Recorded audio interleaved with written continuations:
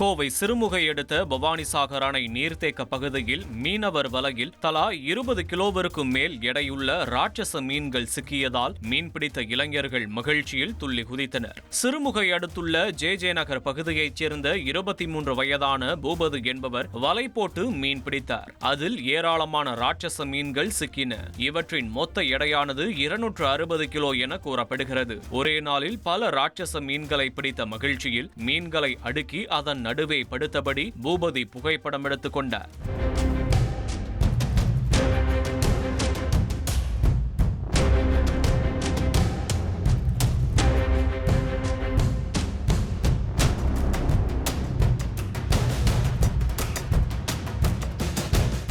புற்றுநோய் பாதிப்பால் உயிருக்கு ஆபத்தான நிலையில் சிகிச்சையில் உள்ள தெலுங்கு தேசம் கட்சியின் ஒரு தொண்டரின் கோரிக்கையை ஏற்று முதல்வர் சந்திரபாபு நாயுடு அவருடன் வீடியோ காலில் பேசினார். ஆந்திராவின் கிழக்கு கோதாவரி மாவட்டம் ராஜமகேந்திரவரம் நகரைச் சேர்ந்த கிருஷ்ணா என்பவர் புற்றுநோயால் பாதிக்கப்பட்டு மருத்துவமனையில் சிகிச்சையில் உள்ளார். இந்த சூழலில் அவர் சந்திரபாபு நாயுடுவுடன் பேச வேண்டும் என வேண்டுகோள் விடுத்தார். இதுகுறித்து அறிந்த சந்திரபாபு நாயுடு அவருடன் செல்போனில் வீடியோ கால் மூலம் பேசி உடல்நலம் குறித்து விசாரித்தார். அப்போது அவரிடம் நான் இருக்கிறேன், கவலைப்பட வேண்டாம், ధైర్యமாக இருங்கள் என చంద్రబాబు నాయుడు నம்பிக்கை தெரிவித்தார்.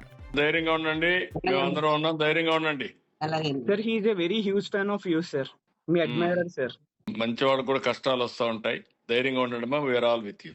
திருச்செந்தூர் முருகன் கோயில் கும்பாபிஷேகத்தை முன்னிட்டு 6000த்திற்கும் மேற்பட்ட போலீசார் பாதுகாப்பு பணியில் ஈடுபட உள்ளனர். கும்பாபிஷேகத்திற்கு லட்சக்கணக்கான பக்தர்கள் வருகை தருவார்கள் என்பதால் பக்தர்கள் தங்கும் வண்ணம் கொட்டகை அமைக்கப்பட்டுள்ளது. அதன் அருகே குடிநீர் மற்றும் கழிப்பறை வசதிகள் செய்யப்பட்டுள்ளன.